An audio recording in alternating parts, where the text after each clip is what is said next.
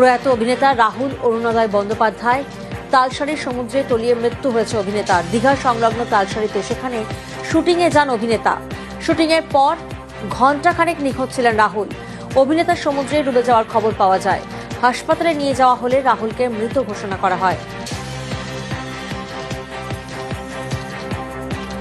মানুষ প্রতিনিধি আমাদের সঙ্গে রয়েছেন। মানুষ, ঠিক কি ঘটনা ঘটেছিল? দেখো প্রিয়াঙ্কা, অত্যন্ত মর্মান্তিক খবর যেটা আমরা দর্শকদের কাছে পৌঁছে দিচ্ছি সন্ধ্যের পর থেকে।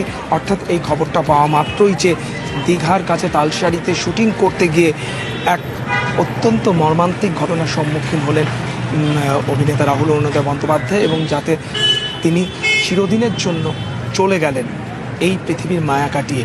মানে শুটিং করতে গিয়ে এরকম একটা ঘটনা ঘটতে পারে তা রাহুলের বন্ধু বান্ধব আত্মীয় পরিজন এবং ইন্ডাস্ট্রির কেউ বিশ্বাস করতে পারছেন না। এই মুহূর্তে আমি রাহুল অরুণোদয়ের বাড়ির সামনে রয়েছি। দেখতেই পাচ্ছ বহু মানুষের ভিড়, এবং এই বিল্ডিংয়ে তিনি থাকেন, এই অ্যাপার্টমেন্টে। তার মা রয়েছেন, তার স্ত্রী প্রিয়াঙ্কা সরকারও এখানে এসেছেন।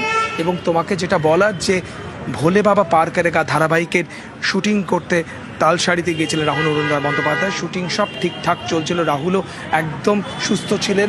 দুপুরবেলা লাঞ্চের পর তিনি ইউনিটের সদস্যদের সঙ্গে কাছাকাছি তিনি ঘুরতে যান, এবং সেখানে তিনি সমুদ্রের জলে নামেন, এবং জলে নামার পর কিন্তু জলে তলিয়ে যেতে থাকেন।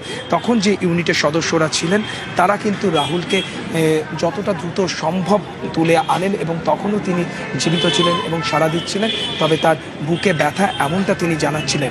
তারপর দীঘা হাসপাতালে নিয়ে যাওয়ার পর তাকে মৃত ঘোষণা করা হয়।